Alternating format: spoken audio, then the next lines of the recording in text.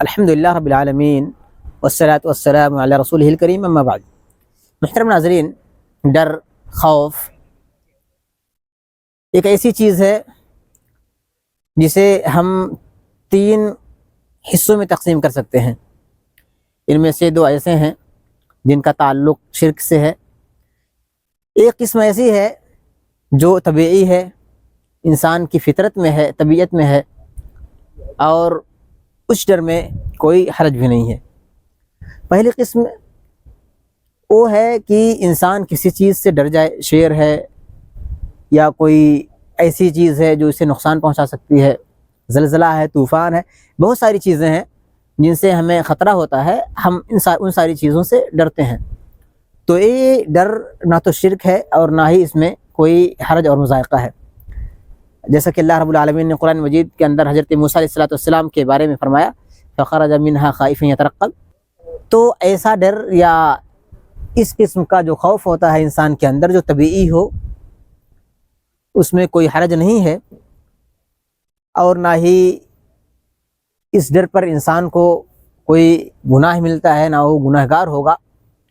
لیکن جو دوسری قسم ہے، بلکہ تیسری بھی، دوسری قسم سب سے خطرناک ہے، یہ انسان سے شرک اکبر تک انجام دلاتی ہے۔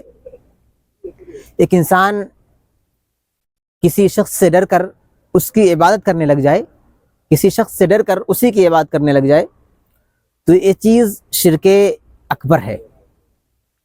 یہ اللہ رب العالمین کے علاوہ کسی شخص سے، کسی نبی، ولی، فرشتہ، پیر، مرشد، کسی کے لیے جائز نہیں ہے کہ انسان کسی سے ڈر کر اس کی عبادت کرنے لگ جائے۔ اللہ رب العالمین کا حق ہے، اللہ رب العالمین سے ڈر کر واجبات کو ادا کیے جائیں، اور جو محرمات ہیں ان سے کنارہ کشی کی اختیار کی جائے، اس سے بچا جائے۔